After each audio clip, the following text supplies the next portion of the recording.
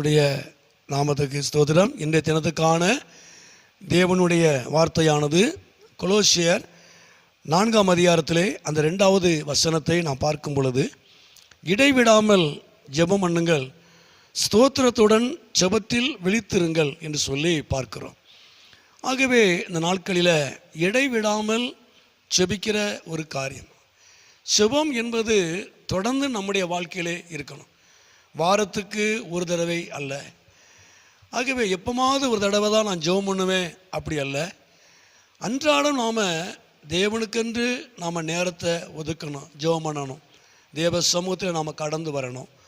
ஆகவே ஜெபத்தை குறித்து அதிகமாய் நம்ம பார்க்க முடியும். ஆனாலும் சுருக்கமாய் நம்ம நான் சொல்கிற காரியம் என்ன அப்படின்னா, நம்ம அன்றாடம் நம்ம அதிகமாய் நம்ம ஜெபம் பண்ணணும்.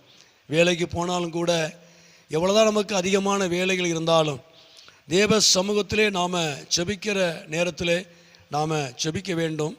நாம் ஜெபத்தை நாம் விட்டுறக்கூடாது. எதை விட்டாலும் விடாமல் இருந்தாலும் நாம் ஜெபத்தை நாம் விட்டுறவே கூடாது. வேதம் அப்படி தான் சொல்லுகிறது, இடைவிடாமல் நீங்கள் ஜெபம் பண்ணுங்க என்று சொல்லி நான் வேதத்தில் வாசிக்கிறோம். தொடர்ந்து இடைவிடாமல் ஸ்தோத்திரம் பண்ணுங்க அப்படின்னு சொல்லப்படுகிறது.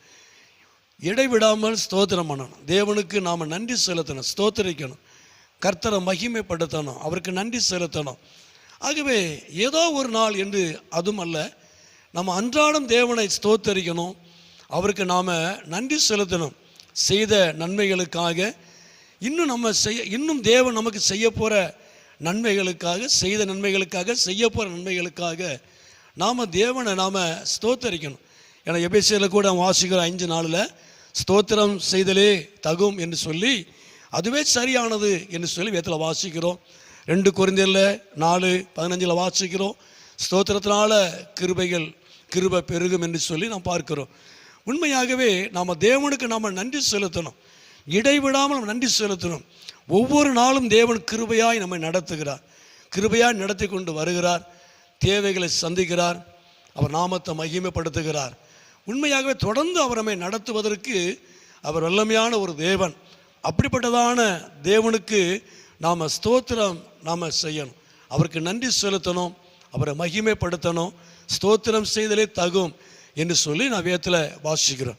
3வது, இடைவிடாமல் ஜெபத்தில் நாம் விழித்திருக்கணும், அதாவது கவனமாக இருக்கணும். கர்த்தர் நாமத்துக்கு மகிமை உண்டாவதாக. அந்த பேதுருவில் கூட நம்ம அந்த வசனத்தை நாம் வாசிக்க முடியும்.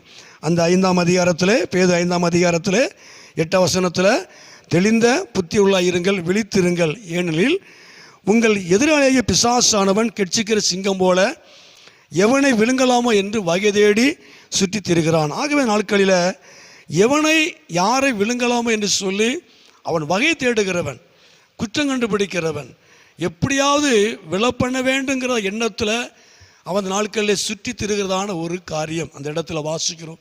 ஆகவே இந்த நாட்களில் நாம் இடைவிடாமல் ஜெபத்தில் நாம் விழித்திருக்கணும், நாம் கவனம் உள்ளவங்களாக இருக்கணும். கவனம் இல்லாமல் அல்ல, கவனம் உள்ளவங்களாக இருக்கணும். நம்ம தெளிந்த புத்தி உள்ளவர்களாக நாம் விழித்திருக்கணும் என்று வேதம் சொல்லுகிறது.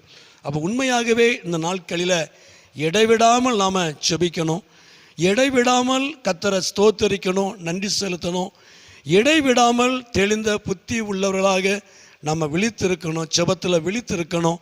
கவனமாக இருக்கும் பொழுது நமக்கு எதிராய் வருகிற சத்துருடைய எல்லா விதமான காரியங்களையும், நமக்கு எதிராய் வருகிற பிசாசானவனை, நம்மை விழத்தள்ளும்படியாய் தந்திரமாய் வகை தேடி வருகிறதான சத்துருக்களை நாம் மேற்கொள்ள முடியும்.